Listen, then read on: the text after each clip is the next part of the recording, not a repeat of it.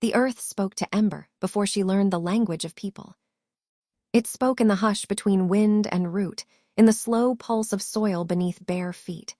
If she stood still, she could feel it, the heartbeat of the land, steady and ancient, older than the chapel bells in the village below.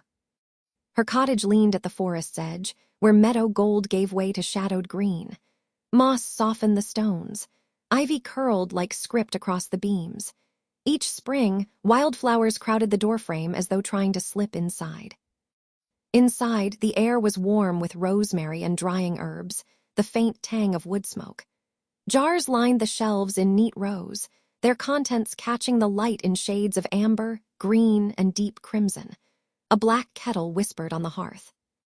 Her hair was a wild flame, catching fire in the morning light through the round window above her bed. Her eyes, sharp green, like new leaves after rain, missed little. Freckles dusted her sun-warmed skin. She was tall, lithe, built on wiry strength from years of hauling baskets and grinding roots. She dressed plainly, earth-toned gowns, sturdy boots, an apron smudged with soil, and a moss-green cloak for long walks. The villagers called her witch more often than Ember, but her mother had chosen the name because embers endure glowing long after the flames die. She was needed, never welcomed. A blessing when she healed, a burden when she lingered.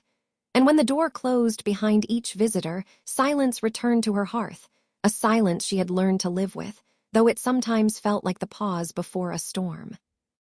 It was on one such morning, when fog drifted low across the meadow and the air tasted faintly of rain, that she first saw him. A black cat sat beyond her garden fence. His fur gleamed darker than midnight, sleek and polished, as if shadow itself had chosen him for a body.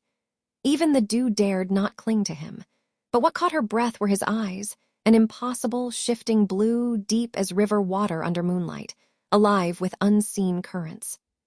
He did not look away when she noticed him. He only watched, steady and unblinking, his gaze far too intelligent for an animal. Ember stepped closer to the fence, wiping her hands on her apron. "And where did you come from, little one?" The cat tilted his head, tail curled neatly around his paws. He did not run. He did not blink. "A wanderer, then," Ember murmured, a smile tugging at her lips despite herself. "You'll find no scraps here, only bitter tea and herbs that would turn your tongue sour." The cat said nothing, but the silence between them felt almost like a reply. He returned the next day. And the next. Soon, Ember found him padding after her into the forest, his steps soundless, his gaze never leaving her. She named him Cole, for his fur gleamed like stone pulled fresh from the fire. He accepted the name with the solemnity of a king receiving a crown. He was not like other cats, no playful swipes, no restless mews. His silences carried weight. His movements were measured, deliberate, as though he lived by a discipline older than hers. Sometimes, when she knelt by the stream to gather herbs, she would glance up to find him crouched on a stone, watching her hands with a focus too sharp, too intent. At night, when she leaned her head against the window to watch the moon climb the trees, he would leap to the sill and sit beside her, blue eyes glimmering like lanterns in the dark. She began to speak to him in those hours, half because the silence pressed too heavy, half because she swore he understood. He never answered, but the weight in his gaze steadied her, as if his presence alone said, "You are not as alone as you think." What Ember could not know was that the blue eyes watching her belonged not to a stray cat, but to a prince. A fey prince, bound in exile, who had crossed from another world into hers. When she touched his fur, she touched the shadow of the man beneath, tall, dark-haired, shoulders broad and regal, his face carved proud, sorrow-etched deep. In her dreams he sometimes flickered through, cloaked in starlight, a broken crown glimmering faintly above his brow. But Ember was no dreamer. She was a witch of earth and soil, of herbs and hearth, and to her he was only Cole, the cat who chose her, the companion who stayed. For now. The first storm of the season rolled in like a prowling beast. By mid-morning, Ember felt it pressing behind her eyes, the way storms always announce themselves to those who listened. The air grew heavy, damp, expectant.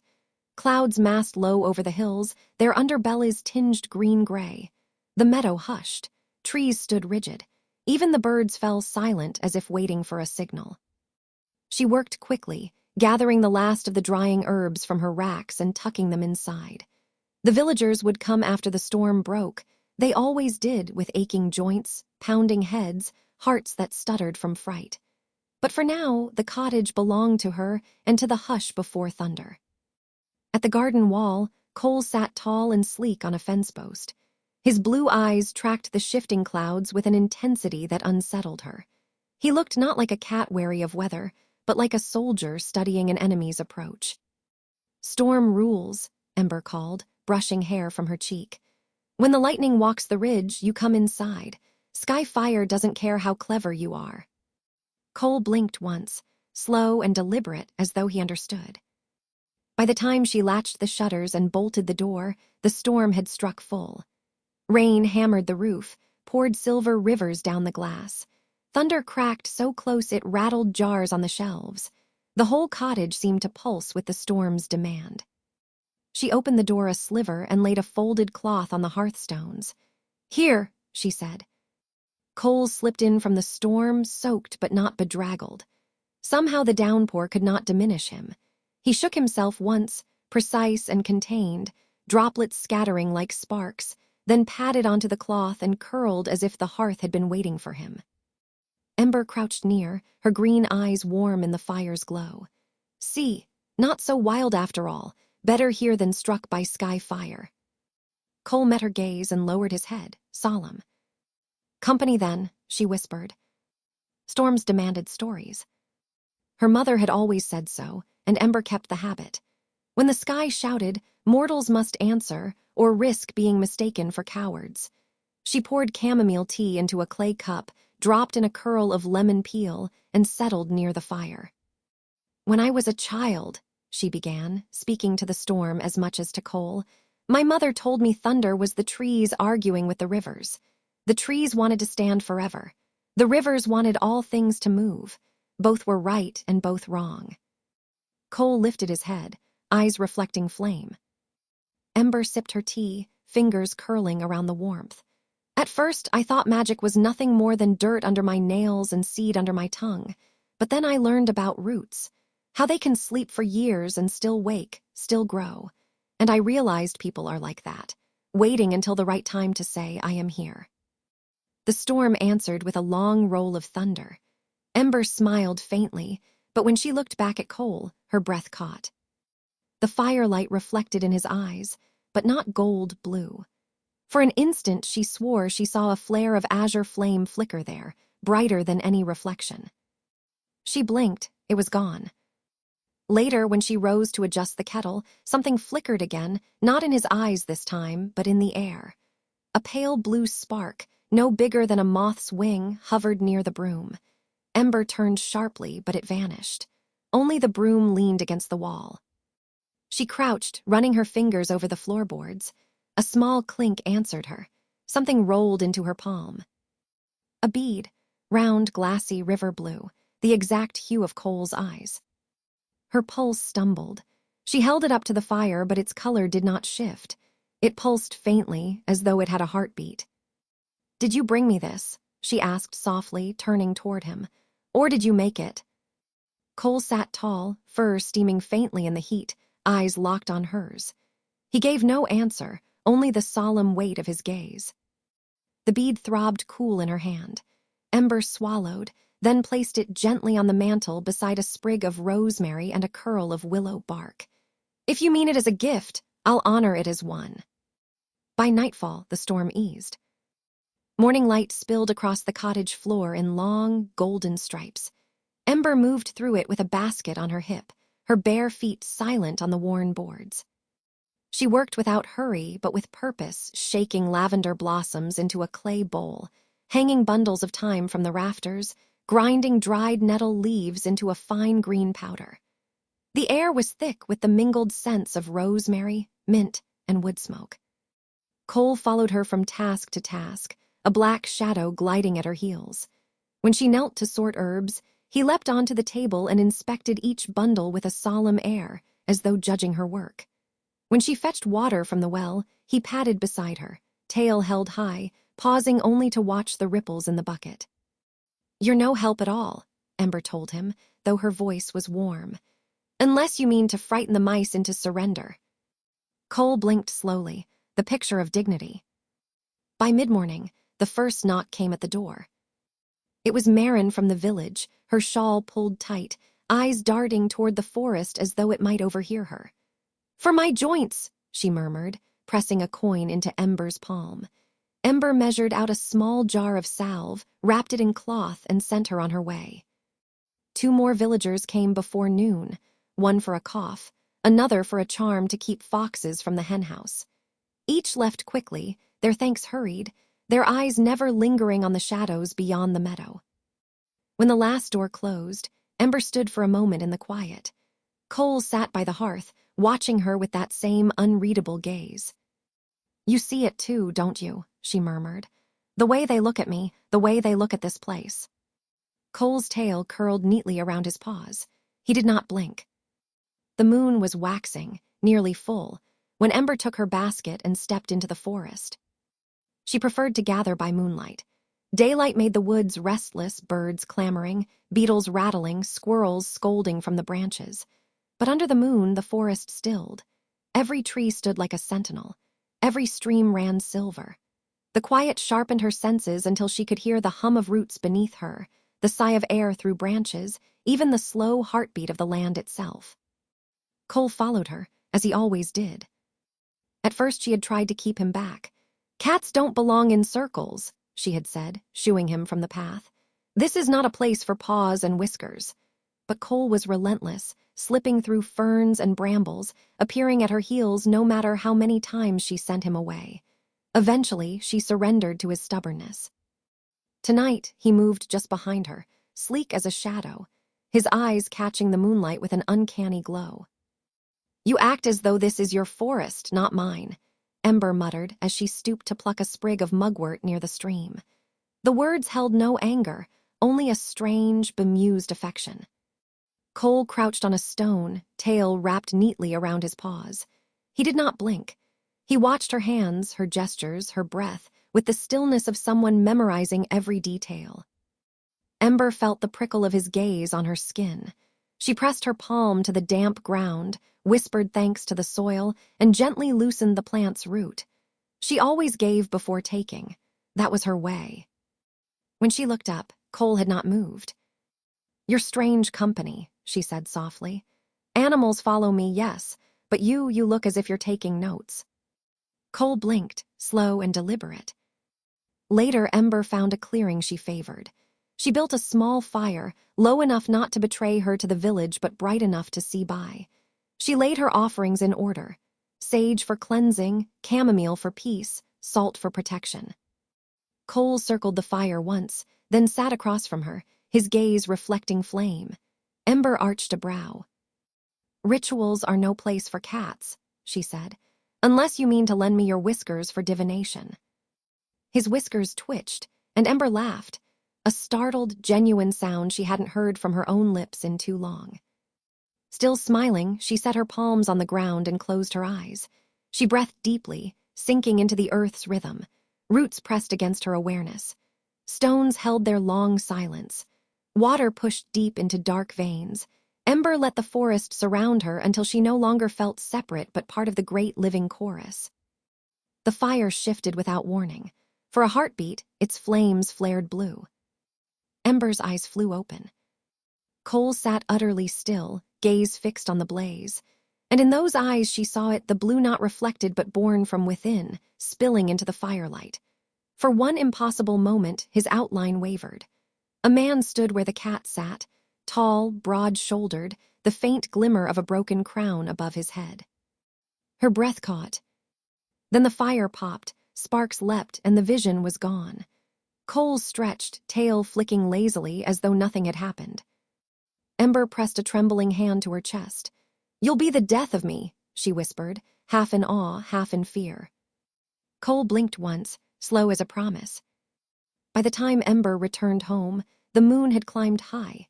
She set her basket on the table and lit a single candle.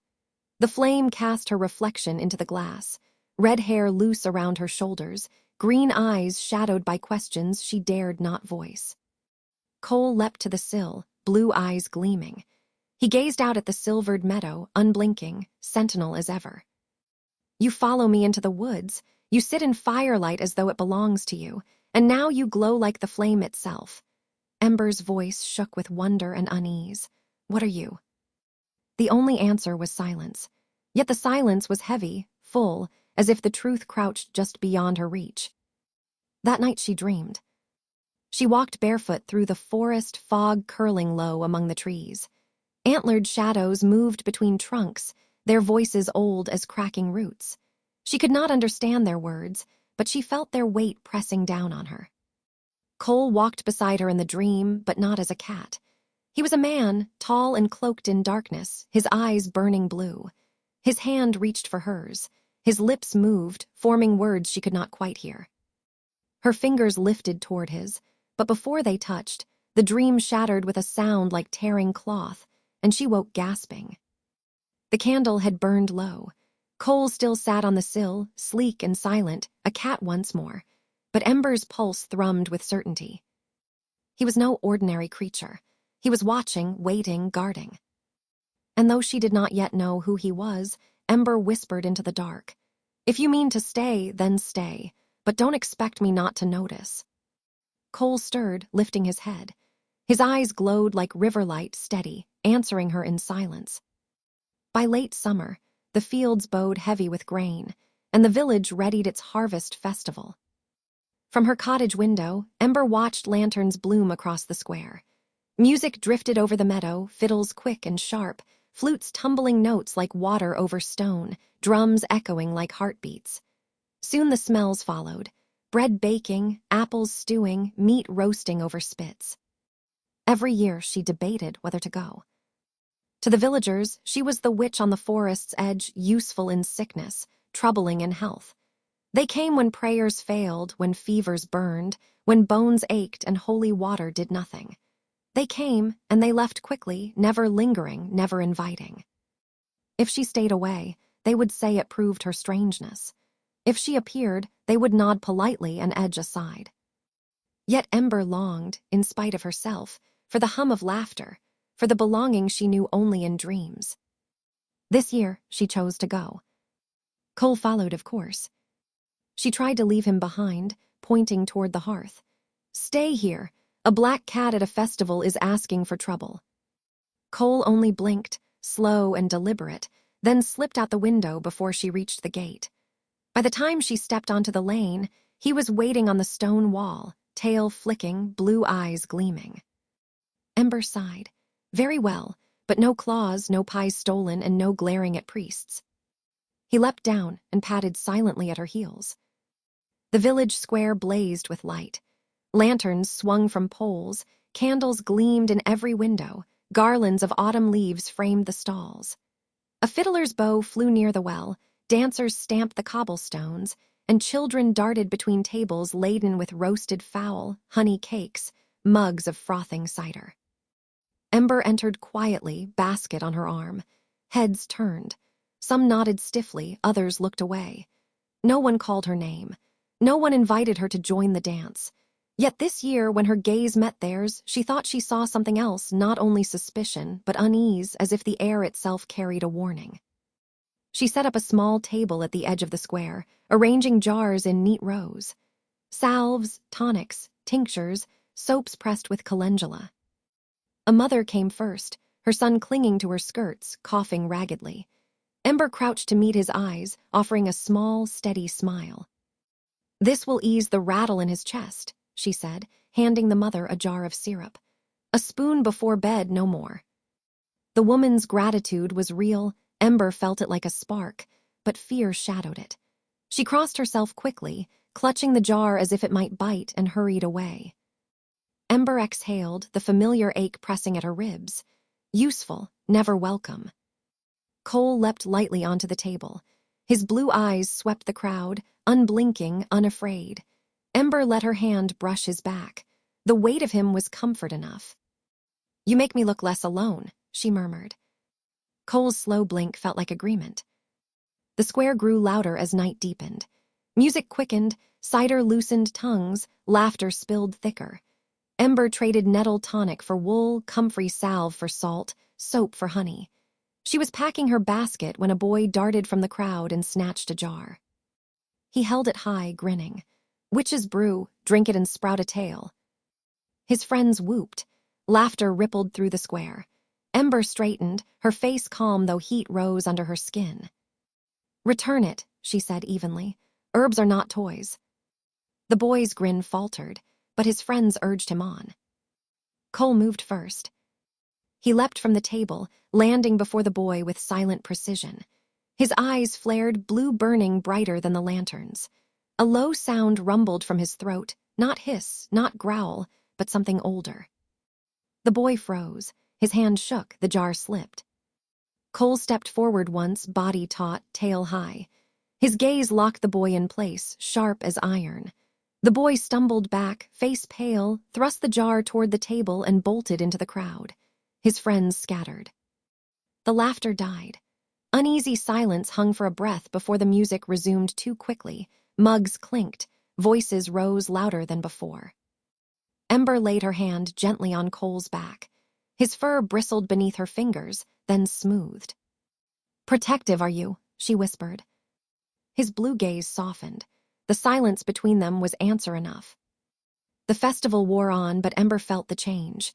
Glances flicked toward her more often, some grateful, some wary, most too quick to read. She packed her jars sooner than planned. Cole trotted beside her as she left the square, his shadow stretching long beside hers in lantern light. At the meadow's edge, Ember paused to look back. The village glowed bright, lanterns swaying, laughter spilling into the night. She felt none of it, useful, feared, alone. She crouched, her cloak damp in the grass, and stroked Cole's sleek fur. "You may be the only soul who doesn't look through me," she whispered. "The only one who stays." Cole leaned into her touch, warm and steady. His blue eyes caught the moonlight, burning with secrets she could almost understand. Together, they walked into the dark, leaving the festival behind. Chapter 4. The Watcher. Autumn crept in quietly, a sly hand across the land. Mornings sharpened with frost, the air thinned with the scent of apples and smoke. Leaves at the tree line flamed yellow and rust, their edges brittle. Even the earth seemed slower, heavier, settling into its long exhale. Ember felt it in her garden. Mint that once sprang back after cutting now drooped, roots reluctant to give themselves up. The year was waning. Cole noticed it too. He had grown restless with the change. His blue eyes lingered longer on the forest's shadows. His ears flicked toward sounds Ember could not hear. Often she found him crouched on the garden wall, body taut as a bow, staring into the trees as though something stared back.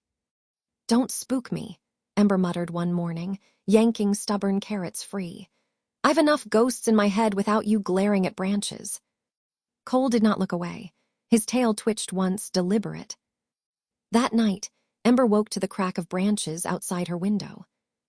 She sat up, heart pounding. Normally the forest pulsed with nocturnal sound, owls calling, foxes hunting, crickets singing. Tonight it was silent, unnaturally so. Cole leapt onto the sill, fur bristling, eyes bright enough to light the dark. A low rumble vibrated in his chest, not a cat's sound, but something deeper, older. Ember held her breath. Beyond the garden, something moved in the trees, slow, heavy, then stillness. The night chorus returned suddenly, as though a hand had lifted. Owls hooted again. Crickets sang, but Ember did not sleep again. The next day, while gathering herbs by the stream, Ember found a circle of mushrooms pressed into the grass. Fairy rings were not unusual, but this one chilled her blood. The caps were blackened, edges seared as if touched by flame, though no fire had passed here. Above it, the air shimmered faintly, like heat bending off stone. She crouched, hand hovering. The air around the ring was colder than the rest of the clearing. "This is no natural growth," she whispered. "Something has walked here." Cole padded forward, tail lashing. His body stiffened, eyes narrowing. For an instant, Ember thought she saw, reflected in that impossible blue, the faint outline of a figure standing within the circle. Tall, antlered, its form wreathed in smoke. Then it was gone. Only mushrooms remained. Cole hissed, a sound too big for his small body. He stepped deliberately between Ember and the ring. "All right," she murmured, retreating. Her hand brushed his fur. "Message received, we'll keep our distance." At market the next day, Ember discovered the fear was not hers alone. The square was subdued. Men leaned close to wagons, women whispered behind baskets, eyes darting toward the tree line. The harvest had been strong, yet no one celebrated it. As Ember measured barley into her sack, a farmer's wife leaned near, voice barely a breath. "You've seen it, haven't you?" Ember's fingers stilled. "Seen what?" The woman glanced around. "Lights in the trees, singing when no one sings. My husband swore he saw a figure on the ridge, taller than any man, with antlers black as ash. The cattle shy from the stream. And last night," she swallowed, "something knocked against our shutters. No one was there." Ember's skin prickled. She remembered her dream, the antlers, the whispers. She leaned closer. "Stay by your hearth. Lay salt at your doors. Keep iron near your bed." The woman's face drained white. She nodded quickly and hurried away. An apple fell from her basket, rolling. Ember stooped to set it back on the stall. Cold clung to her fingers long after. That evening, Ember took no chances. She barred the shutters. Sprigs of rosemary and juniper hung above the door. Ash ringed the hearth. She whispered her mother's words as she worked, old syllables tasting of smoke and earth. Cole followed her every movement, eyes unblinking, tail tip-twitching. He did not curl to sleep as usual, but sat tall, watching the door as if waiting. "Do you know something I do?" Ember asked, her voice fraying. The candle flame trembled. Cole's gaze flared brighter. The air thickened like the pause before lightning. Midnight brought a silence deeper than storms. Ember stirred awake, her skin crawling. The air in the cottage felt heavy, as though the walls themselves were holding their breath. She rose and crossed to the window. The meadow lay silver under the moon, too silver, the light too sharp, as if every blade of grass had been cut from glass. Not a leaf stirred, not a moth moved.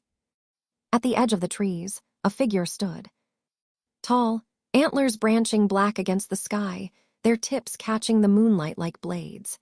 Its body wavered between smoke and flesh, edges blurring, as though it had been gotten by the world and was forcing itself back into being. It did not move, it only watched. The cold reached her before the fear did, a creeping frost that slid over her skin and sank into her bones. The scent of damp earth and ash filled her lungs. Cole sprang to the sill, fur bristling, eyes igniting blue fire. The sound that rose from his throat was no cat's growl. It was a warning vast and old, a sound that made the glass hum in its frame. The watcher tilted its head, slow and deliberate. Between the antlers, Ember thought she saw shapes moving, shadows of creatures that did not belong to this world.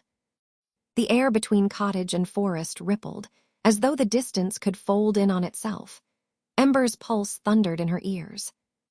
Then, without a step, the watcher was gone. One heartbeat it was there, the next, only the silvered meadow remained. But something had changed. Frost clung to the inside of the glass. A single black feather lay on the sill, its edges smoking faintly before crumbling to ash. Ember staggered back. What was that, and why does it look at me? Cole turned to her, eyes still blazing. And Ember felt it not sound, but meaning pressed directly into her chest. Not yet, not safe. Her knees weakened, she clutched the wanda from. "You spoke." Cole blinked once, slow as a vow, then leapt down and curled by the fire as if nothing had changed. But Ember could not unhoe it, could not unsee. She sat awake until dawn, rosemary above her door, salt at her feet, Cole stretched silent at her side. When the sun spilled gold across her floorboards, Ember knew her quiet life was over. Something old stirred in the forest. And Cole, whatever he truly was, had placed himself between her and it. The morning after the watcher appeared, Ember moved through her cottage like a woman hunted. Her hands knew their work, grinding roots, steeping teas, sorting herbs, but her thoughts spun, circling the same stones. The blackened ring of mushrooms, the villagers' whispers, the antlered shadow at her meadow's edge. And Cole. Always Cole. The cat followed her silently, but no longer could she pretend he was ordinary. Every flick of his tail felt measured. Every step carried intent. And when his blue eyes fixed on her, she felt the weight of a truth pressing from the other side of silence. "You're hiding something," she said at last, sealing a jar of sage with more force than needed. Her voice trembled with both defiance and fear. "And I'm done pretending not to notice." Cole did not move. His eyes glowed faint in the candlelight, too bright, too knowing. That evening, Ember lit a single candle. Shadows stretched long, pooling in the corners of the cottage. The air felt heavier than it should, as though the walls were leaning in to listen. She sat across from him at the table, chin resting in her hands, staring at him as if sight alone might prize the truth free. "You came to me from nowhere," she began softly. "With eyes no cat should have, you sit through storms as if listening. You follow me into the woods, you leave me tokens that glow." Her throat tightened. "And last night I heard you, not with my ears, here." She pressed her palm to her chest. "Two words, not yet, don't deny it, I know what I felt." The candle leaned toward him, its flame bending unnaturally, as though drawn by his gaze. Ember's green eyes narrowed. "What are you?" Cole rose. He did not grow larger, but the air around him thickened, shimmered, the way heat distorts the horizon.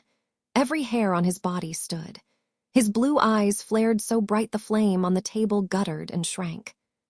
For a heartbeat, Ember saw two shapes at once, cat and man overlapping. The man stood tall, broad-shouldered, crowned with fractured frost. His cloak was shadow and starlight, his face proud and sorrow-covered. The image burned in her vision, then snapped away, leaving only Cole. Her breath broke. She staggered back, one hand braced on the table. "Gods, you're not a cat, you're cursed, bound." Cole padded forward, sitting before her, gaze steady as river currents. And then she felt it again. Words pressed directly into her bones, bypassing ears, bypassing air. "Yes." Her eyes stung. Her hand trembled as she reached out, stroking the sleek line of his back. The moment her skin touched him, a spark leapt up her arm, not fire, but warmth, old and wild. Her pulse steadied beneath it. "Then we'll build a bridge between us," she whispered.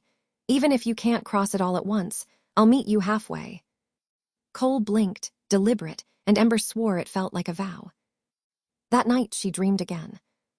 The forest loomed, cloaked in fog. Antlered figures shifted between trees, whispering in a tongue too old to understand. The sound was low and resonant, like roots speaking to stone. Ember stood barefoot, her red hair loose, her hands clenched at her sides. Cole stood beside her, no, not Cole. A man, tall and proud, his black hair brushing his shoulders, his cloak shimmering with starlight. His blue eyes burned bright enough to set the fog alight. He reached for her hand, lips moving. She strained to hear. The sound reached her chest but broke apart before her ears could hold it. One word clung like Ravawata on stone. Ka. Her fingers lifted toward his, but the dream tore open with a sound like cloth ripping. She woke gasping, the candle nothing but wax and smoke. Across the room, Cole stirred. His eyes caught Dawn's first light, blue deep as the dream. Ember pressed her hand to her chest. Her heart hammered, her voice cracked. "Who are you really?" Cole said nothing, but silence had changed. It was no longer emptiness. It was a pause before an answer. And Ember knew the truth was coming, whether she was ready or not. Chapter The Oath. The days after the Watcher stretched long and taut, like strings pulled too tight. Ember moved through her tasks, cutting herbs, tending the fire, grinding powders, but her mind circled endlessly back to Cole. To the flicker of a min-shupad shadow, the crown of frost above his brow, the word yes pressed into her chest. She could no longer look at him without feeling her heart beat faster, as if her body knew a truth her mind had yet to claim. Cole's silence seemed different now, heavier, more deliberate. He no longer pretended to be only a cat. He met her eyes and held them, unflinching, as though waiting for her to demand more. It was he who chose the moment. That night the moon hung white and thin over the meadow. Ember had just set aside her pestle when the air shifted, cool and sharp, carrying the faint scent of frost. The floorboards beneath her bare feet seemed to hum, as though something vast and unseen had stepped into the room. Cole leapt from the sill, padding into the center of the cottage. He turned once, then sat, blue eyes blazing so bright they painted the rafters. Ember's pulse raced. "You're going to show me, aren't you?" The silence thickened. Shadows bent toward him, drawn like iron to a lodestone. The sound in the room dulled, as though the world itself were holding its breath. Then his form began a change. Light burst from his eyes, spilling over his fur until it became a cloak of brilliance. His edges wavered, stretched taller, wider. Ember shielded her face, heart hammering. The glow dimmed, and a man stood where the cat had been. Tall, broad-shouldered, hair black as midnight falling to his shoulders. His face was sharply carved, noble sorrow etched deep into it. His eyes remained the same impossible blue. Above his brow shimmered a faint, broken crown made of frost and shattered silver branches. Ember staggered back, clutching the table. "You," her voice cracked. "You were in my dreams." The man bowed his head, courtly, sorrowful. When he spoke, his voice was low and rich, with a cadence that belonged to no mortal tongue. "I am Selim," he said, "prince of the Western Fey court, or I was before exile stripped me of throne and form." The name struck her like a bell. Cole, Selim. "Exile," Ember whispered. His jaw tightened. The Western court was a place of silver rivers and halls carved from living crystal. We danced beneath moons that never waned. My brother would have ruled beside me, but envy is a slow poison. When it claimed him, it claimed our home. His sorcery bound me into another shape, a prison of silence and fur. I was cursed to walk until I found the one strong enough to break his tether. His gaze locked onto hers, steady, unflinching. "Until I found you." Ember shook her head, hair spilling wild. "Me, I'm no champion.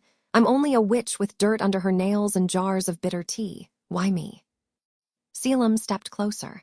Heat radiated from him, pulsing with a river's weight. "Because you are not only what you believe," he said softly. "You are fire contained, the ember that endures when the flames die. The earth listens to you, I have felt it. And I—" His voice broke, pride falling away. "I have watched you, your kindness, your solitude, your strength. I was bound to find you, yes, but I have also chosen you." Ember's throat closed around a dozen words she could not speak. "All this time," she said, her voice breaking, "you let me think you were only a shadow at my heels. You let me speak to you as if you couldn't answer." Her hands curled into fists, then loosened. "And yet, I think I would have spoken anyway." Selim lowered himself to one knee, cloak of starlight pooling. "Ember, witch of the earth, hear my oath. I swear by my name and my exile, I will stand between you and every shadow, every curse, every hand raised against you, until my curse is broken, and long after, if you will have me." Ember's eyes burned with tears.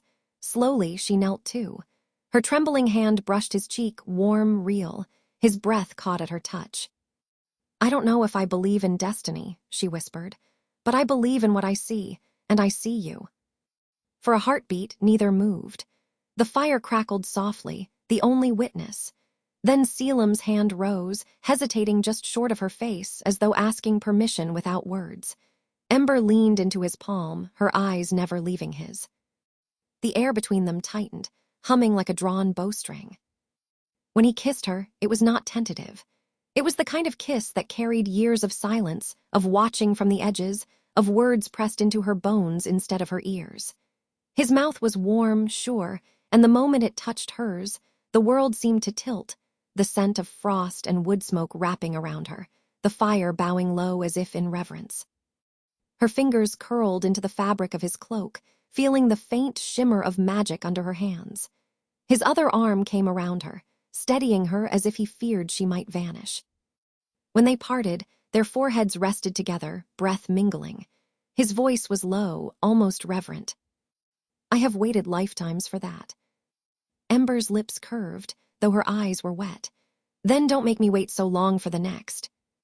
A flicker of a smile touched his mouth, rare, unguarded, before he drew her into his arms again, holding her as though the oath he'd spoken had already bound them both. That night they sat long by the fire, his voice finally free. He told her pieces of his story. The court of silver rivers, the brother whose greed poisoned it, the curse that bound him to silence and shadow. He spoke of wandering centuries alone, until her voice, her presence, had called him back from despair. Ember listened, green eyes fixed on him, absorbing each word. With every truth he gave her, the bond between them grew stronger, like roots intertwining beneath the earth. Outside, the forest stirred. Antlered watchers shifted between trees, their whispers curling on the wind. The wind carried a low, thrumming chant, too deep to be human. Selim's gaze flicked toward them once, sharp as a blade, before returning to her.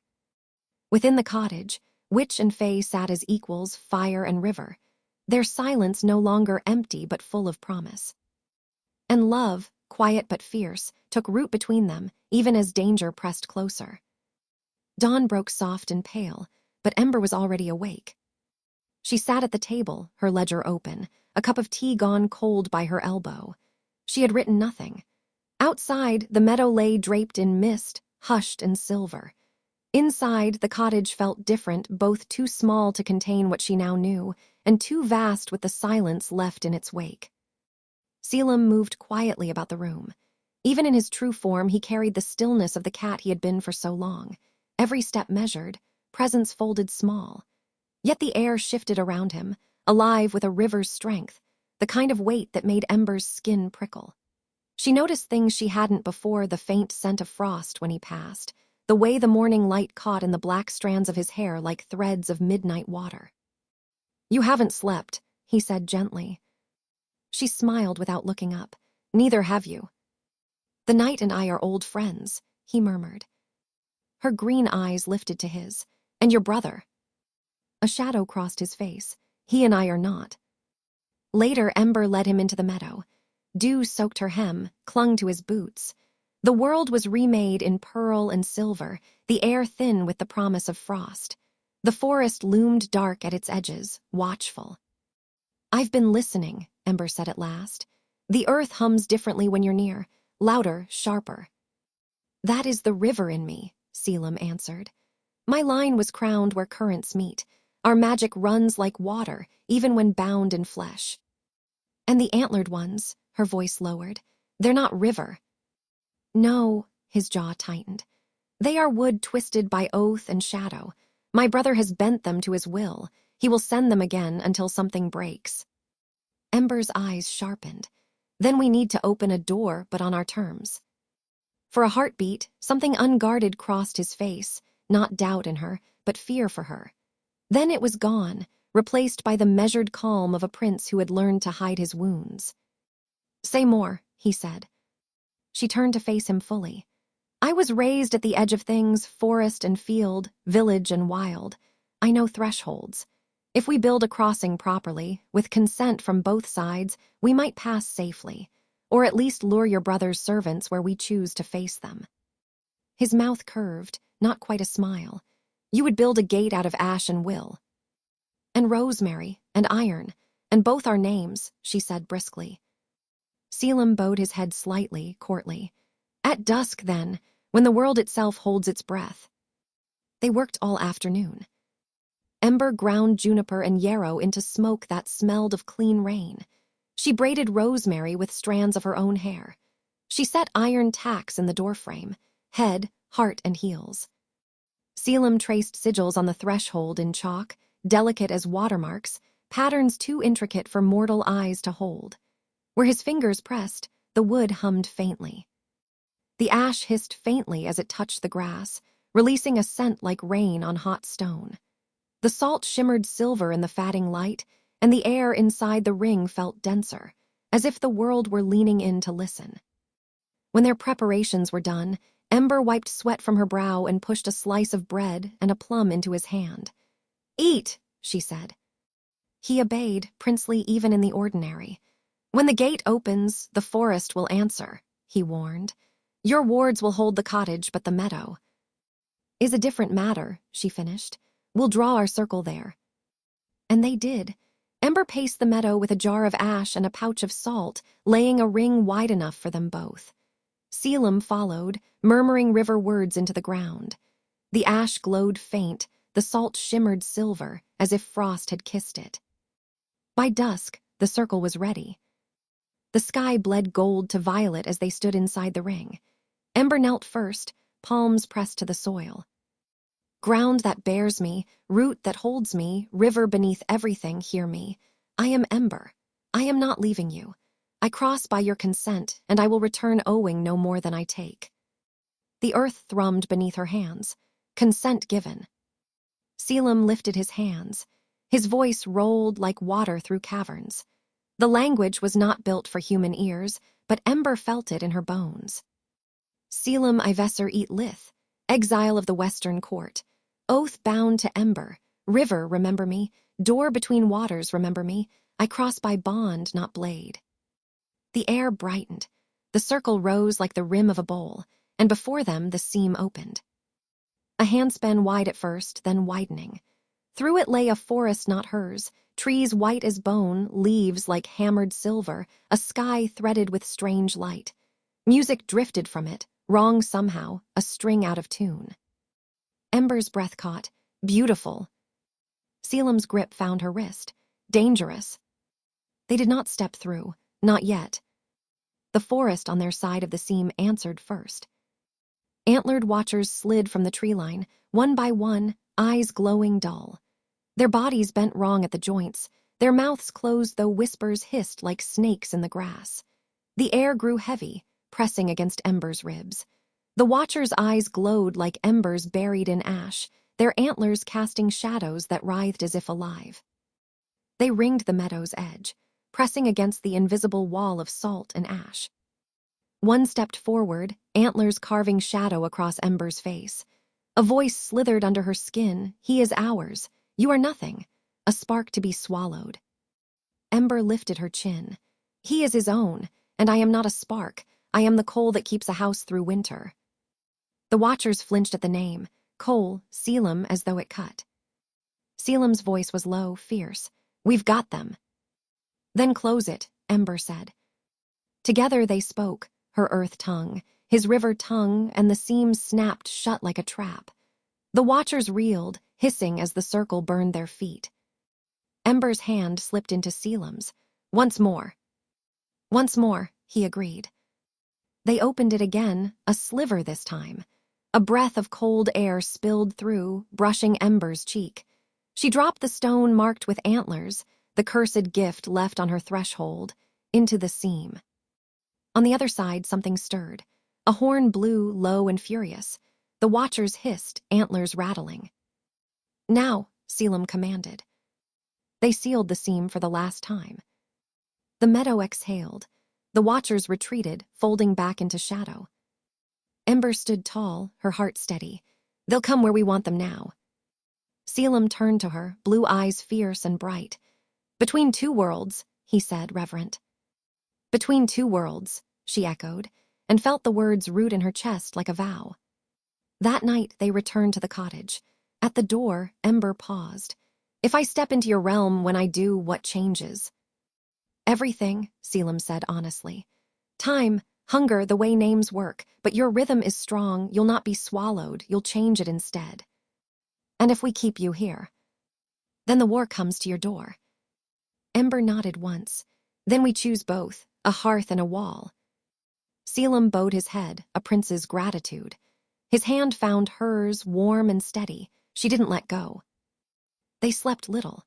Ember dreamed of salt lines burning bright, Selim's hand gripping hers, and the forest bending toward them like a tide. Between two worlds, but not divided, bridged. The harvest season waned. The fields stood bare, stalks bowed and broken, the air sharp with wood smoke. From her cottage window, Ember watched crows wheel above the meadow, their cries harsh but honest. Inside, the hearth glowed low, banked to a bed of red embers that pulsed with steady light. Ember sat close, her hair loose across her shoulders, her green eyes softened by the fire's reflection. Beside her, Selim rested in his true form, broad and still, his hand brushing hers in quiet intervals as if reminding them both that he was real. For the first time in years, Ember did not feel entirely alone. "You know they'll come," she murmured, gaze fixed on the hearth. "The antlered ones, your brother, the rest behind him." "Yes," Selim said. His voice was low, certain. "But they'll come to a door we've built, not one left open." Ember turned, studying him. In firelight he was both prince and exile, river and shadow. And if they break it? His blue eyes glowed like stars struck in water. "Then we build another, and another, until they learn we don't bend." Her chest tightened. She had walked alone so long, mistrusted, kept apart. Yet here he was oath-bound, self-chosen, hers. She leaned her head against his shoulder. The silence stretched, not empty but full. Beyond the cottage walls, the forest whispered. In the shadows, the watchers stirred. Antlers scraped bark. Eyes gleamed faint as drowned embers. Their voices moved like hollow wind through dead wood. He has chosen her. She has chosen him. Together, they will burn what should not burn. A taller shadow moved between them, crowned in false light. His presence bent the air, sharp as iron. Let them think themselves strong. Let them build doors and walls. When the time comes, we will tear every seam and strip them to ash. The watchers bowed their heads. Their whispers seeped into root and stone. The forest held its breath, heavy with promise. Inside, Ember rose and tucked a sprig of rosemary above the doorframe. Her fingers lingered against the wood. "They're out there," she said softly. Selim joined her, his hand brushing hers on the frame. "Let them watch," he said. "We're ready." Ember drew a deep breath. She believed him. She believed them. The fire sighed. The night pressed close. Witch and Fey Prince stood at the threshold together, their shadows braided in the glow, while the watchers whispered in the trees. And so the first chapter of their war began, not with battle, but with love, with defiance, and with the quiet vow that whatever crossed the seam would find them side by side.